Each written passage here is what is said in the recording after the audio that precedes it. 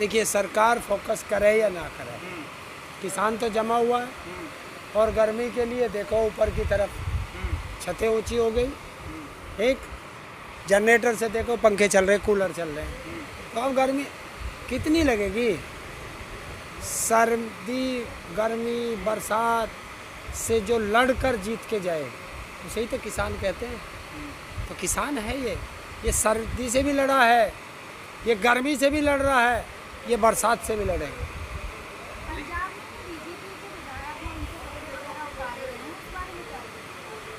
देखिए तुम एक सिक्के के दो पहलू होते हैं। किसान या तो बॉर्डर पे है और बीजेपी है बॉर्डर वालों को किसान मानती नहीं है। बीजेपी तो कहती है कि बॉर्डर पे किसान नहीं है, किसान तो खेत में है। अगर किसान खेत में है तो फिर उसे किसने पीटा? किसान तो खेत में है। तो जब किसान खेत में, ये ऐसा है पहले से एक ट्रैक रिकॉर्ड है बीजेपी का कि बीजेपी ही दूसरे लोगों पे शाही डालती है, चाहे उठा के देख लो रिकॉर्ड, मारपीट करती है। किसान अहिंसावादी है, शांति से ही है। आपने देखा होगा किसी के साथ कोई मारपीट थोड़ा ही कर रहे हैं, सब शांति से। उन बीजेपी वालों से पूछो, किसान तो खेत में थे जैसा वे बताते हैं। तो जिसका वीडियो वायरल हो रहा है और जिन्होंने उसके साथ मारपीट की है, क्या तख्ती या बोर्ड लग रहा था उनके माथे पे कि ये किसान है? नहीं लग रहा। किसानों को बदनाम किस कहीं नहीं गए वो। किसानों को बदनाम करना है। कैसे बदनाम करना है कि और किसान ना तो बिक सकता, ना टूट सकता, ना झुक सकता। तो किसानों को ऐसे बदनाम करो कि अपने विधायक के कपड़े फड़वाओ और किसानों को बदनाम कर दो। इतने बुरे तरीके से तो कपड़े नहीं फटवाएंगे, पूरे सर तन पे कपड़े तक नहीं रहे उनके। हाँ इतने अरे वो नीचे वाले नहीं फाड़ने थे, हाँ वो तो कुर्ता फाड़ना था।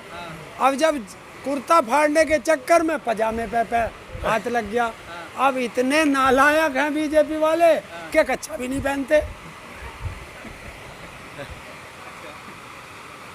दुष्यंत चौटाला को काला झंडा दिखाया गया, इसका मतलब क्या हो सकता है? हरियाणा के अंदर हरियाणा के जो उप मुख्यमंत्री दुष्यंत चौटाला जी, उनको काला झंडा दिखाया गया है। देखिए काला झंडा दिखाओ चाहे लाल झंडा दिखाओ, वो किसानों के नाम पर जीत कर के आए हैं और किसानों के साथ ही गद्दारी कर रहे हैं। तो किसानों में दर्द है।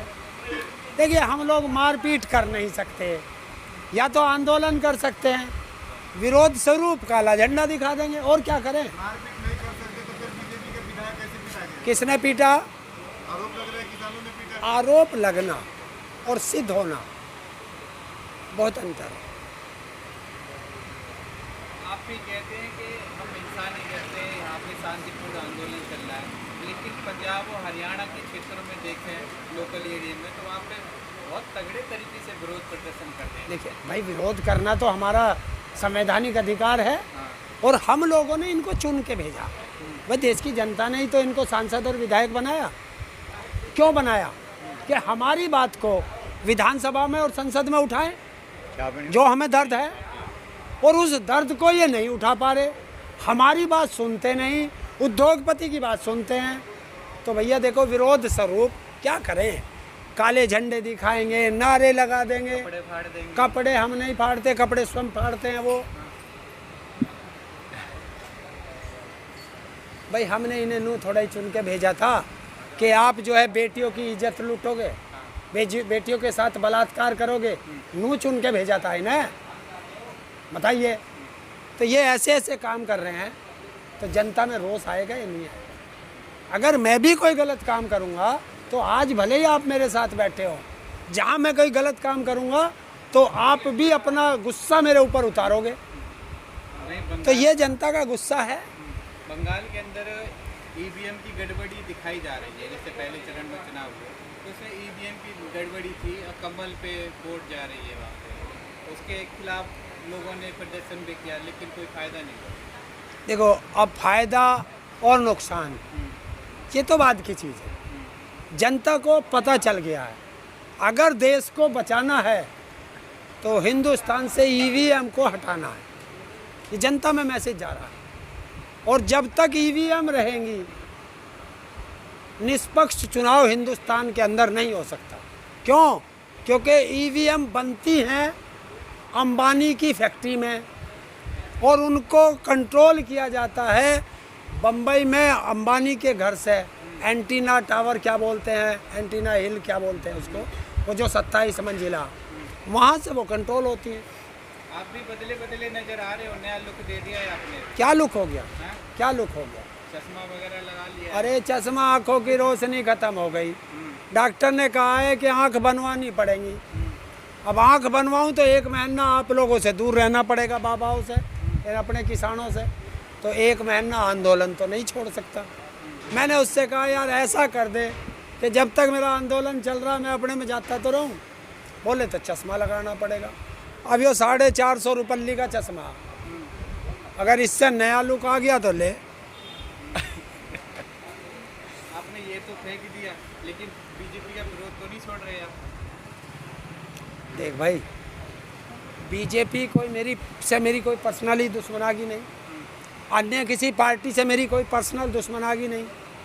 हमारी दुश्मनागी है सरकार से, और सरकार में आज बीजेपी है, कल कांग्रेस थी।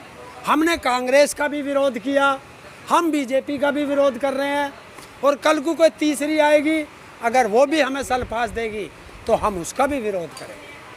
हमारा कोई किसी से वो नहीं है, अधिकारों की लड़ाई है, और जो हमारे अधिकारों का हनन करेगा हम अपनी आवाज़ उठाएंगे। आप आवाज़ उठाते हैं, उसका असर तो नहीं पड़ता? पड़ता है। देखिए 1987 से तो मैं आंदोलन करता आ रहा हूँ। 1987 में हमने मेरठ में किया, 27 दिन भारतीय किसान यूनियन के झंडे तले आंदोलन हुआ, बाबा महेंद्र टिकैत के नेतृत्व में।